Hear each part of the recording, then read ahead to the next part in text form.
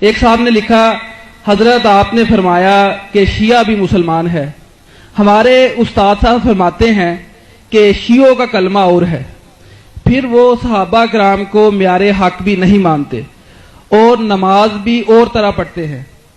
کچھ لوگ کہتے ہیں کہ شیعہ حضرات صرف 3 نمازیں پڑھتے ہیں، وضاحت کرتے ہیں۔ یہ ایسی باتیں ہیں جو بہت وقت چاہتی ہیں۔ میں نے جو اصولی باتیں کہی تھی ان پر سارے دوستوں کو توجہ مرکوز کرنی، ذہن میں اس کو بٹھاتے ہیں کہ جب کوئی یہ بات مانتا نا کہ اب حضور کے بعد کوئی مرکز ہدایت نہیں آئے گا، 2 دین ہم لیں گے نا حضور سے لیں گے، وہ مسلم ہے، اس کو کافر نہیں کہہ سکتے۔ اب رسول کریم علیہ السلام اس دنیا میں ہمارے سامنے نہیں ہے کہ ہم آپ سے مسئلہ طے کرا دیں۔ کتابیں جو ہم تک پہنچی ہیں اس میں لوگوں نے بہت مختلف قسم کی رپورٹیں لکھی ہیں۔ کتابیں سب گروہوں کے پاس ایسی ہیں، بڑی بڑی ہیں، عالموں نے لکھی ہیں، پرہیزگاروں نے لکھی ہیں۔ ایک طرف ایسی ہسٹری ہے جس میں لوگوں کے ظلم ہی لکھے ہیں جن کو ہم صحابہ کرام کہتے ہیں۔ میں اور آپ تو چونکہ سنیوں میں پیدا ہوئے، ہمارے دلوں میں تو ان کی حقیقت ہے، ہم سمجھتے ہیں کہ ان کو برا کیوں کہ، مگر آپ ذرا اگر صبر کر کے حوصلہ سے کام لے کر کتابیں دیکھیں ان کی بھی، اور اپنی کتابوں میں جو نشاندہی کرتے ہیں ان کو ذرا دیکھیں اور تھوڑا سا یہ سوچیں کہ بھئی ان کی بات بھی تو کوئی سوچنی چاہیے۔ پھر میں اس وقت بیان نہیں کروں گا کیونکہ پھر بات پھیل جائے گی، کوئی بدمزگی ہو جائے گی، آپ خود کہیں گے کہ یار وہ بھی معذور ہے۔ اگر ایسے سلوک انہوں نے کیے حضور کی اولاد سے تو کیوں ان کو پھر نیک کہا؟ اب وہ بیان کرنے کی باتیں نہیں کہ ان کو کھولا جائے پھر تو شیعہ سنی بحث چھڑ جائے گی۔ صرف بات یہ کہ جو کسی غریب کو پہنچا نا، وہ یہ نہیں کہتا کہ میں حضور کو نہیں مانتے گا، حضور سے پہنچا یہ لگے، ہمیں یہ پہنچا حضور یہاں ہاتھ باندھتے تھے، ہم اہل حدیث یہ باندھنے لگے۔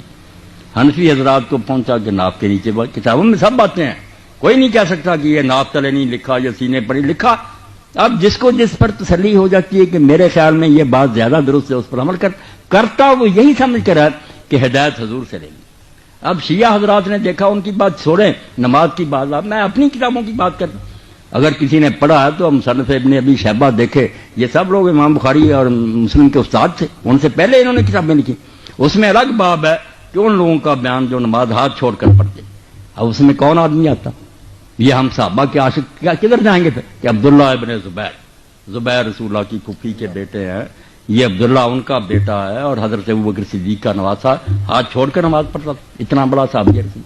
اور مدینہ منورہ میں، کوفہ میں، بصرہ میں یہ جتنے ہمارے امام ہیں ان کے جو استاد تھے صحابہ کے بعد ان کو تابعین، مدینہ میں جائیں امام سعید ابن مسیب جن کو سید التابعین کا، صحابہ کے بعد سب سے ہاتھ چھوڑ کر نماز پڑھتے۔ ہماری سنیوں کی کتابوں میں ہم بصرہ میں جاتے ہیں، حسن بصری اور محمد ابن سیرین یہ ہاتھ چھوڑ کر پڑھتے۔ مکہ میں یا کوفہ میں آتے ابو حنیفہ رحمۃ اللہ علیہ کے استاد دادا ابراہیم نخعی، یہ ہماری کتاب میں۔ اب کون سی نماز شیعوں کی رگ ہاتھ چھوڑ کر پڑھتے اور کیا ظلم کرتے؟ کوئی بات نہیں، ہماری کتاب میں گواہی دیتی یہ نماز پڑھنے والے بھی صحابی تھے، بڑے بڑے تابعین۔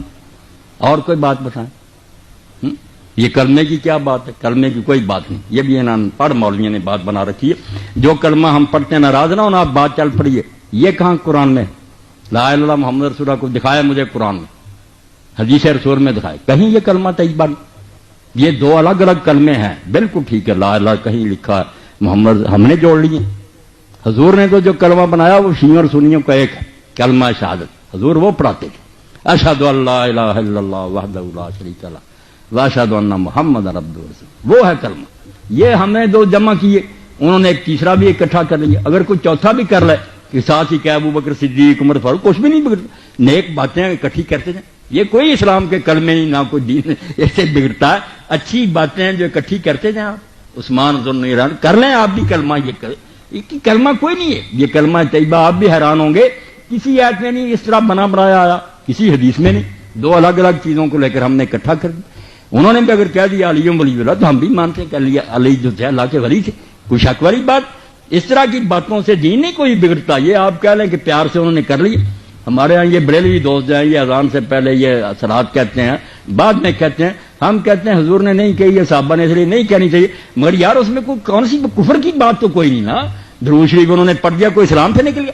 عقل سے کام لیا کریں، جتنی بات غلط نظر آتی ہے کہ یہ حضور کا طریقہ کہہ لیں، مگر کافر نہیں، کوئی غلط بات نہیں، درود شریف ہر وقت پڑھا جاتا ہے، کوئی صبر سے بھی کام لینا، کچھ نہیں بات۔ اور کون سی بات شیعوں نے کیا دی؟ 3 نمازیں، ہاں 3 نمازیں کوئی نہیں پڑھتا، کوئی مسلمان نہیں کہتا کہ 3 نمازیں، سب جانتے ہیں کہ 5 نمازیں ان کے 5 کے نام ہیں، 5 کی رکھتے سارے مسلمانوں کی ایک ہیں کہ 2 فجر کی ہیں، 4 ظہر کی ہیں، 4 عصر کی ہیں، 3 مغرب کی ہیں، 4 عشاء کی، شیعہ کی بھی اتنی ہیں، سنیوں کی بھی اتنی۔ اب مسئلہ کیا ہے؟ جمع بین الصلاتین کہ 2 نمازیں اکٹھی پڑھی جا سکتی ہیں کہ نہیں۔ یہ جب ہم پرانی حدیثوں کو دیکھتے ہیں، ٹھیک ہے جب زد آ جاتی لوگ زد میں دور تھے، شیعوں کی کتابیں میں نے پڑھی، ان کے علماء بھی میں جانتا ہوں، وہ سارے مانتے ہیں مگر روک نہیں سکتے، جانتے وہ بھی ہیں کہ الگ الگ 5 وقتوں میں پڑھنا۔